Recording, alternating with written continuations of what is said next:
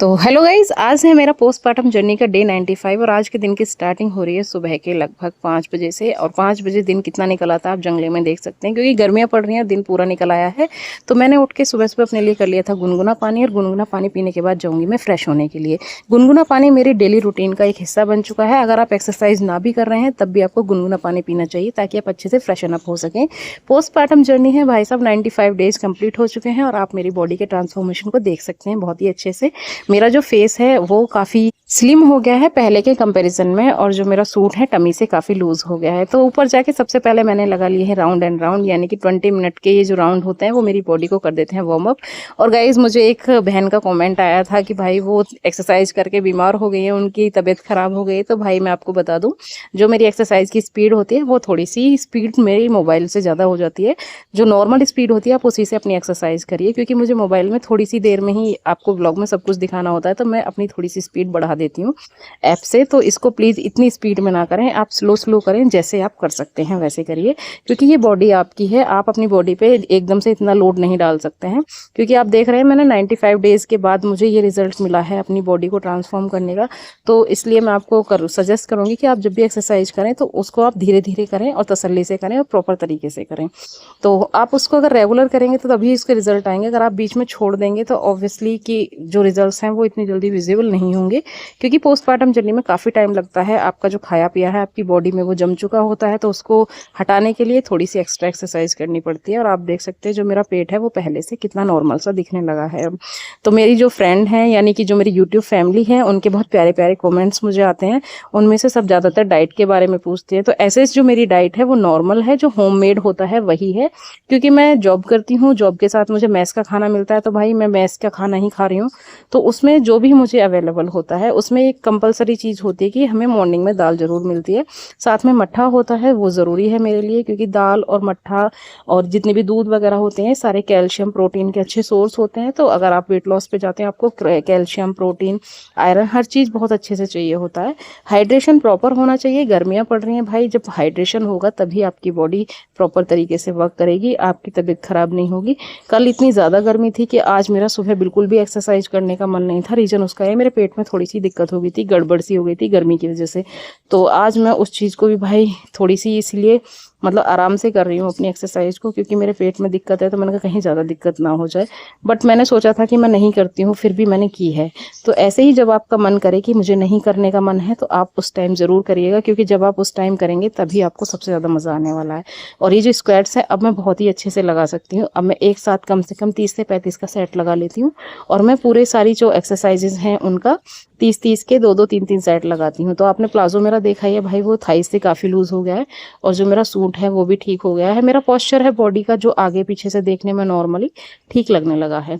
तो मैं ये तो नहीं कहूँगी कि भाई मैं 50 किलो की हो गई हूँ, बिल्कुल भी नहीं, लेकिन हाँ जो मेरी बॉडी है वो पहले से अब शेप में आ गई है। तो कपड़े जो हैं वो थोड़े पहनने के बाद अच्छे लगते हैं। सारे सूट मैंने आपको दिखाए, मैंने किसी में कोई लूजिंग नहीं करी है, बस थोड़ी सी मेहनत करी है, कभी थोड़ी ज़्यादा, कभी रेस्ट भी लिया है। ऐसा नहीं है कि मैंने रेस्ट नहीं लिया, बट मैंने कंटिन्यूटी रखने की कोशिश पूरी करी थी। तो आज का जो व्लॉग है भाई, एक्सरसाइज मेरी हो चुकी है, और आगे जो व्लॉग होगा वो मेरी डाइट और रूटीन का होगा, जो कि मैं आपके साथ शेयर करती हूँ। तो ऊपर से आने के बाद मैंने अपने आप को निहारा था शीशे में थोड़ी देर, और फिर मैं लग जाती हूँ अपने काम में।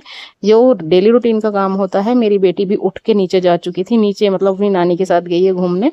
जब वो घूमने जाती है तो मैं थोड़े थोड़े से अपने काम निपटा लेती हूँ, जैसे ये बेडशीट वगैरह को फोल्ड करना, झाड़ू लगाना, पोछा लगाना, और नॉर्मल जो काम होते हैं उन सबको मैं उसके एब्सेंस में कर लेती हूँ। जब वो मेरे साथ होती है तो मेरे ये सारे काम भी बिल्कुल नहीं हो पाते, क्योंकि आजकल वो घूमने लगी है और घुटने इतनी तेज भागती है कि उसे पकड़ना मुश्किल हो जाता है। अब वो पैर चलने की भी कोशिश कर रही है, तो उसको लगता है कि मैं बेड पे बैठूं ही ना।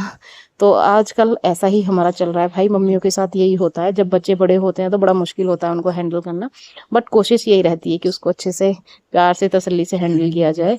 सारे कपड़े सूख गए थे तो रात को ही धोए थे, क्योंकि भाई दिन में ड्यूटी होती है तो कभी कभी टाइम नहीं मिल पाता है, तो रात को धो के सुखा देती हूँ, तो सुबह तक गर्मी में अच्छे से सूख जाते हैं। इससे कलर जाने का भी डर नहीं होता है। तो मैंने सारे कपड़ों को अच्छे से कर दिया था फोल्ड। और मेरी बेटी के इसमें सबसे ज़्यादा कपड़े होते हैं, मेरी और मौसी के तो एक एक सूट ही होता है, लेकिन इसमें मेरी बेटी के सबसे ज़्यादा कपड़े होते हैं, क्योंकि उसके छोटे छोटे कपड़े हैं। डायपर नहीं डालती मैं उसको आजकल, क्योंकि वो डायपर की वजह से उसकी स्किन जो है वो काफ़ी सेंसिटिव है और वो काफ़ी रैशेज हो जाते हैं, तो मैं अवॉइड करती हूँ उसको थोड़ा सा डायपर लगाना। अब मैंने आदत उसको ऐसी डाली है कि रात में भी, कि वो रात को टॉयलेट ना जाए, यानी टॉयलेट ना करे, क्योंकि वो शाम को जब फ्री होके सो जाती है तो रात को नहीं करती है। मैस में जाके देखते हैं तो भाई आज बन रही है भिंडी, और भिंडी बनी है सूखी सब्जी के तौर पे, और वैसे हमारे यहाँ दाल और चावल तो बनना फिक्स है। तो दाल कोई सी भी एक होगी, पता नहीं कौन सी है, क्योंकि अभी सुबह का ही टाइम था तभी ये आई थी, जल्दी उठ गई थी तो मैं। फिर मैंने सोचा चलो आज चलते हैं अपनी मार्केट की तरफ, क्योंकि जब मैं सुबह मंडी खुलती है तो अक्सर सारे सामान जो होते हैं अपने, जैसे खीरा ककड़ी ये सारी चीज़ें वहीं से लाती हूँ।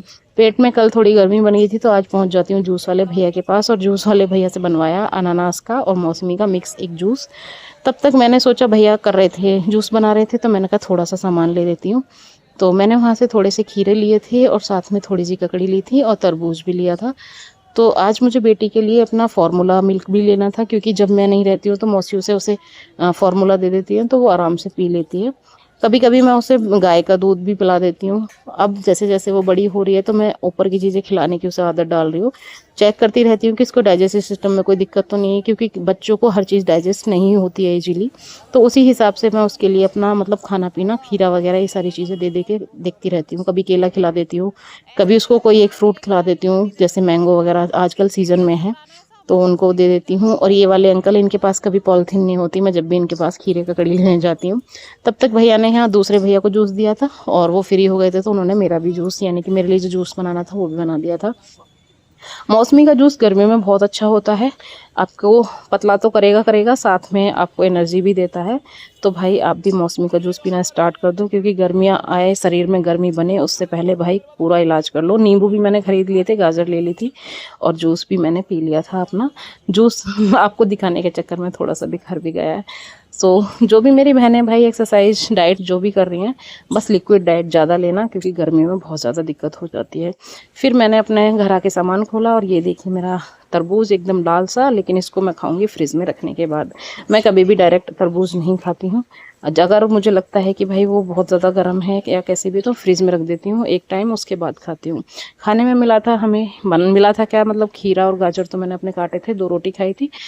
मट्ठा मैं परमानेंट लेती हूँ और थोड़ी सी सब्जी, और उसके साथ हैं दाल चावल। दाल चावल मैं इनको 2 शिफ्ट में खाने वाली हूँ, क्योंकि वो लिए एक ही टिफ़िन में थे तो मैंने उसी में रख लिए थे।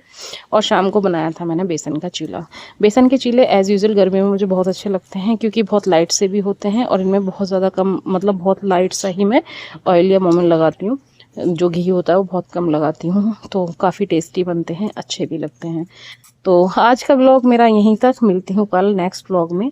तब तक के लिए tata bye bye, take care. और अगर आप मेरी वीडियोस में नए हैं तो like share subscribe with hype ज़रूर कर दीजिएगा। और आप भी ऐसे अच्छे अच्छे से चीले बनाकर खाइएगा, क्योंकि भाई अगर खाओगे नहीं तो स्वस्थ कैसे रहोगे। हेल्दी माइंड हेल्दी शरीर ज़रूरी है।